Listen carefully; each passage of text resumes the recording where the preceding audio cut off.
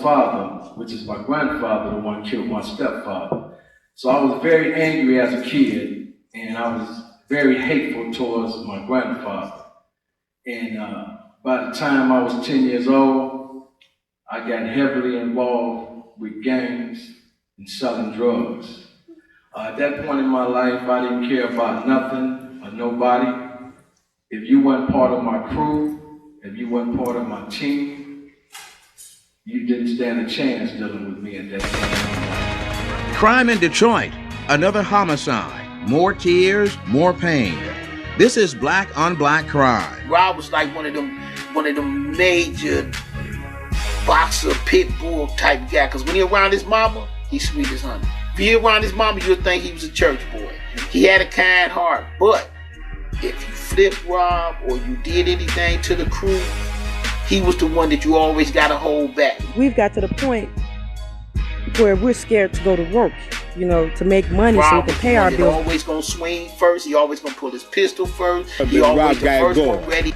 Ain't no keeping tabs on him there. Rob went out there and handled his business. Yeah, and you can believe that. Met Steve Washington through Rob. Met him through a guy named Clifford Jones. Rob introduced me to Cliff, and Steve was his right-hand man, you know what I'm saying? And I met Cliff through some contacts I was doing back in the day, and we became friends through him. Go out and sell drugs and do all of that. But it's a flip side to that whole game. Your own family member will turn on you for drugs and money. Your own family member will kill you, turn you in, and do all of that, So it's no friendship when it comes to the drug trade, Because if you steal from somebody that's selling drugs, whether it's your family member or not, well then guess what? You liable to end up losing your life, So education is what I promote. Education is what gets you to where you need to be in life. Selling drugs is a very short life to live. It's a very dark life because you don't know when the feds coming in to kick your dough in. You don't know when the jack boys coming to rob you. You know when somebody finna set you up. Your own woman could set you up. Your own homeboy could set you up. But that's a dirty, dirty game.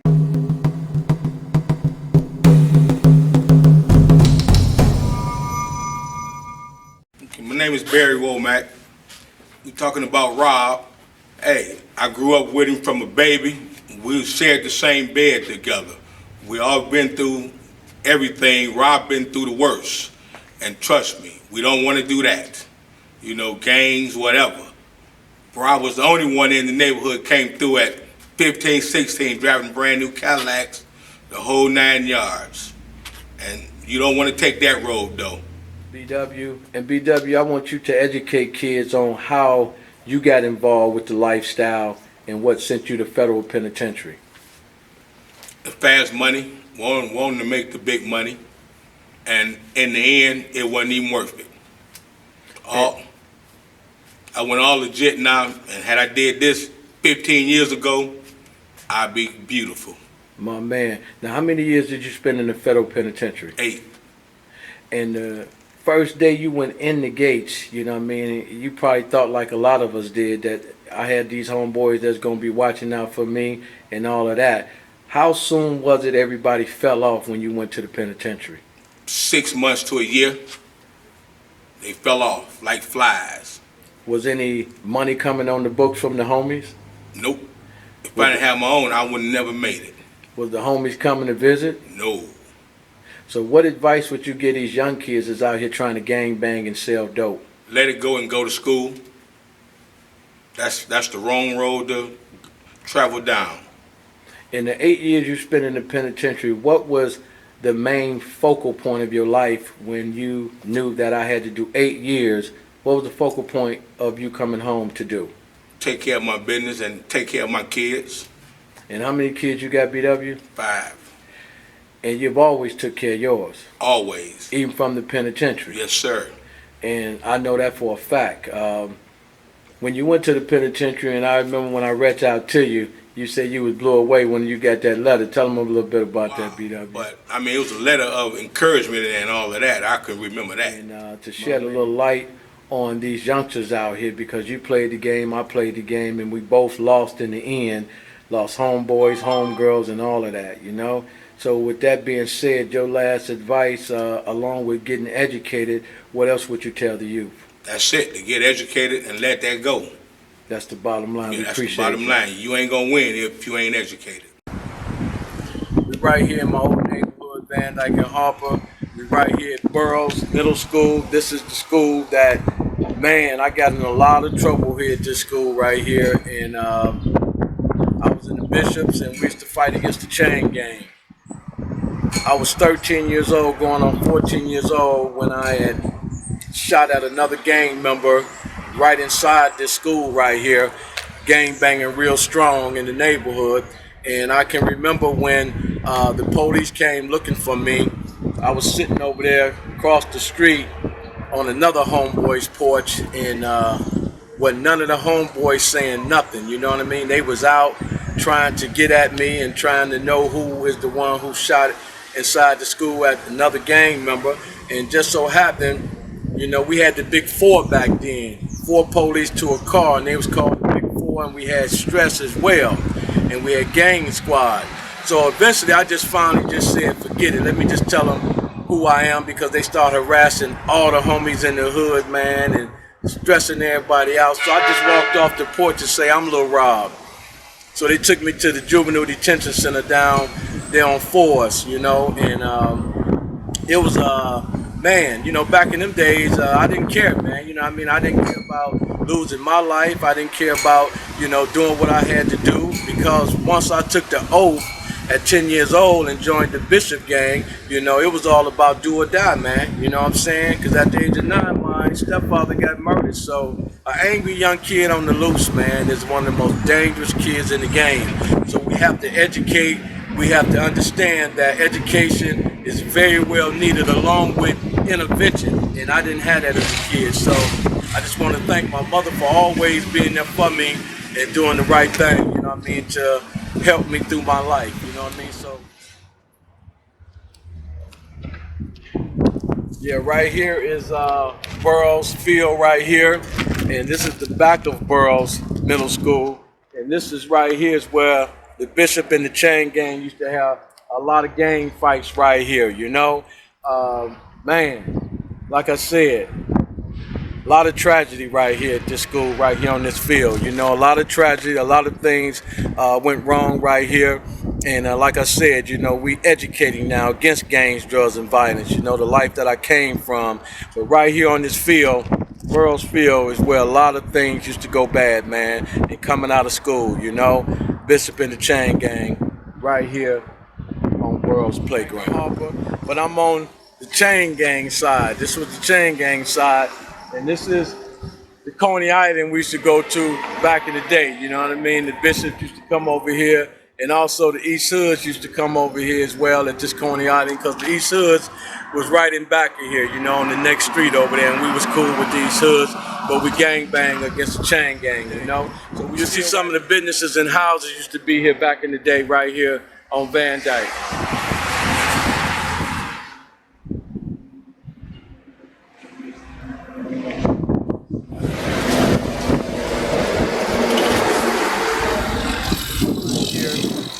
In 1977, when I was at Burroughs Middle School, like I said, you know, I was in the Bishop gang, and when I shot at another gang member inside Burroughs School, this is where they brought me to, right here at the youth home, right here, and I was on 4C, 4N, and 2N, you know what I'm saying? And I stayed in trouble here, right here, where everybody used to go out for rec. Right here, behind this wall. This was the recreation yard right here. And we also went to school in here too as well, you know. Still right here in my old neighborhood, right here on Harper. Right behind me in this open field right here, used to be a school called Trumley. And when my mother moved from down off Gallister Street, once again, this is the school that I went to right here. And I used to be in the junior ROTC as well before I started really gang banging over here in this neighborhood. And I became a staff sergeant right here in the junior ROTC before I really got full-fledged in the gang banging life, you know? And right here across the street used to be the Blue Chateau in a bowling alley right here. Me and some of the homies used to always, when it was real cold outside, we used to always go in the bowling alley and chill out, you know what I mean, and get warm before we got to getting back out here on the block, you know? And all down here, man, you know what I mean? This was just a gang-infested neighborhood, and a lot of bad things went on in this neighborhood right here, you know? Back in the old days, you know what I mean, tragedy happened right here, you know what I mean? A couple of the bishops got shot right here by drive-by shooting by the chain gang in St. Thomas and St. Cyr. This is where we used to all be at right here in front of Postage Store. Yeah, right here is St. James Baptist Church. A lot of my family members went to this church. I also got baptized in this church right here. This is Fulford and Mount Elliott. And all the homeboys and everybody that used to hang out with me from this neighborhood, they all know what the business is. All right, we'll come this way. Like I said, this church was a great church back in the day, and this is what you see now. I'm studying my own neighborhood. This is what you see. All of this now. Everything. But this was a great church at one time. We're going over here to the Martin Center right here. We used to all box. And I'll just drop one name on you. Me and my man Hurley Sneed used to be in here. My man Stuff in them. All of them used to be right here, you know? And we used to hang out here as kids in the gym. Yeah, once again, this is the Martin Recreation Center right here on Mount Elliott and Mac, and sit right next door to St. James Baptist Church. And this is where we used to all hang out at, man. Like I say, Hurley Sneed, Stuff, a lot of us used to be here, you know, and kids used to play basketball and just hang out after school and different things, you know. My mother at the time used to stay down the street right here on the street called Sylvester. So after my mother moved from over on Van Dyke and Harper, she moved over here on Sylvester. And this is back down where all my family came from anyway, you know what I mean? All through the Black Bottoms, all through over here, Mac, Shane, you name it, man. The Guyton family is a big family, man. It was a whole heap of us, man. So just giving you a little history. We'll walk down right here to Mac and Mount Elliott.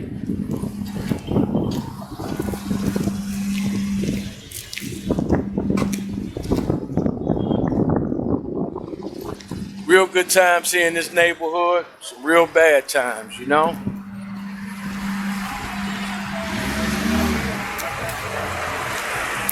Right here is where we used to hang out as little kids right here.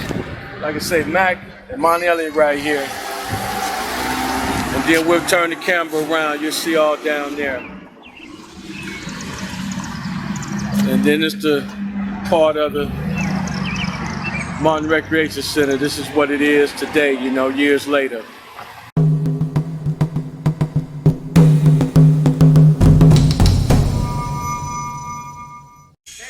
To the Keep It Real show. I got a special guest right here with me, Lucinda Fierros. How you doing all the way from Arizona? How you doing, girl? Doing good. Cincinnati. Well, we're glad to have you too. Sorry about all the weather. You know, Cincinnati, like Cal Williams said, you got 4 different flavors in here at all times. It'll be snowing in the next 5 minutes, girl. Buckle up. This is crazy town. This is crazy town. But I understand you're here to work on the book with Mr. Boyd. How's that coming along? It's going really good. We're revising the book. It's coming along really good. We're ready to go to the print shop pretty soon. Right. And everybody can't wait to get out there. A lot of people got a little tiny peek into Mr. Boyd's life, but soon they'll be getting the full story, just like you have, and we can't wait for that. So tell me about some of the things that you've been doing to get prepared for the book release. Just a lot of revising, getting a lot of more information about Mr. Boyd and the topic that he's writing on. Right. And The Streets Don't Love You Back is the topic, is the name of the book, right? Right. And we always say that that's our motto for the show also, that the streets don't love you back. And we always try to reach out to the kids and let them know that there is a different way out there, because people like Mr. Boyd and a lot of other people that they'll read about in the book has been through a lot of things that's real, and what they're going through right now is some fake foolishness, a lot of it, just to get rims on the cars and things like that. It's not about longevity and things like that, what they were trying to do back in the day. You know what I mean? So a lot of people caught up in the shuffle, and the book's going to help a lot of people out, so we can't wait for that. And the movement is geared towards teaching youth how to stay out of gangs and away from drugs. And so as we bring the movement forward, we want to talk to the teens and let them know that the streets don't love you back. Get out of the gangs, leave the drugs alone, and get on and get a good life.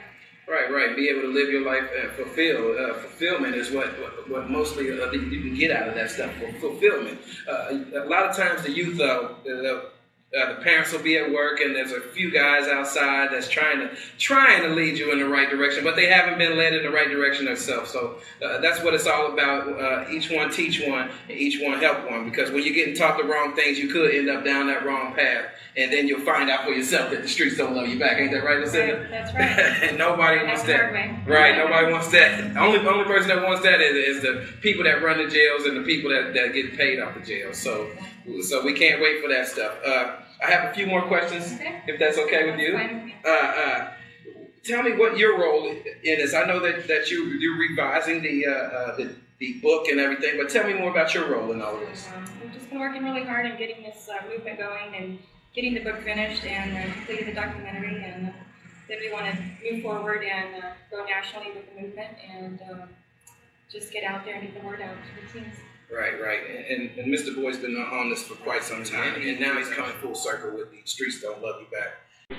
I'm here with my main man, Mr. Brother Joe John. This is the young man right here who helped me create the Keep It Real show. He gave me the stamina and the vision, and I've been doing it there since 1998. What's happening, Mr. Brother John? I'm just hanging in there. Tell these people, Mr. John, how long it's been, and how did the show get started when you gave me that vision? Well, and again, I want to say up front that you give me more credit than I deserve. You deserve it. But this is, as you say, 1998, somewhere in there, that a friend of mine brought you to me and told me you would be a good subject.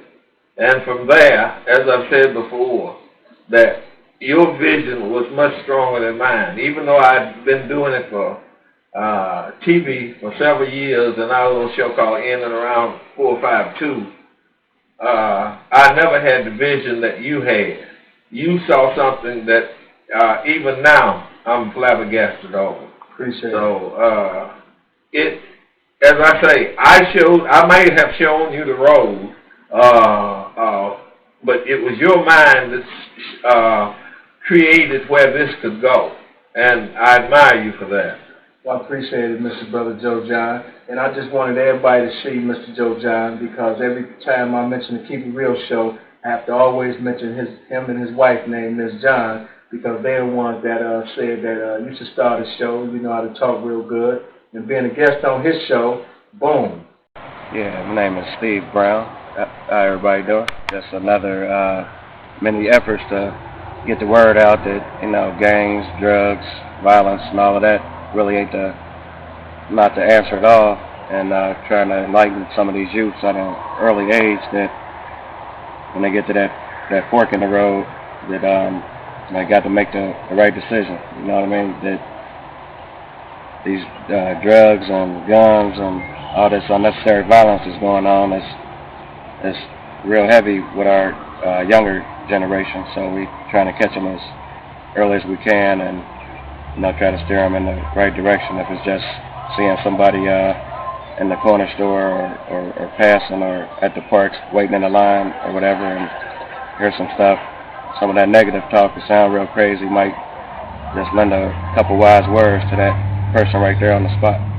I would tell all the parents that definitely get more involved in your kids' life, at least find out where they're going and who they're hanging with, things like that, and it don't hurt to follow up on their story every once in a while when they say where they at or what they was doing. So mainly cut a lot of it down a lot of the stuff that's going on now. And if these parents, the males especially, the males as far as to the male sons, and the mothers and the fathers just get more involved and find out what your kids are doing and where they're going. You don't have to be so strict or restrict them from going, certain places.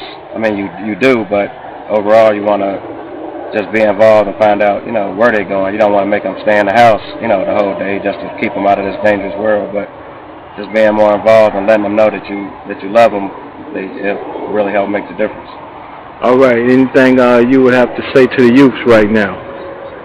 I would like to tell all the youths that, if you're in school, stay in school. If somehow you worked your way out of school through getting expelled or trouble, try to get that GED or night school or some of these other life skill schools that are out.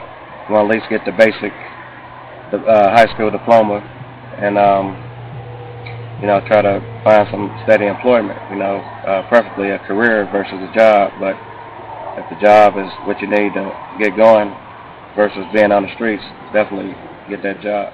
Hello, my name is Keith Gilbert. I'm the Director of Operations at Media Bridges in Cincinnati. I met Mr. Robert Boyd probably about 5 years ago when I first got here. He was one of the first producers that sort of showed me the ropes or helped me see which way was up around here. I remember receiving a copy of his book, The Streets Don't Love You Back, and I was real impressed with the entirety of Mr. Boyd's story. Now it seems like there's a movement has sprung up around Mr. Boyd and his book and his experience that I think is going to be tremendous benefit to the community. As a new program out, or he's working on called Change, which is going to look at the lives of people who manage to escape, or not escape, but to do their time after being abused by the streets, I guess, for years and years.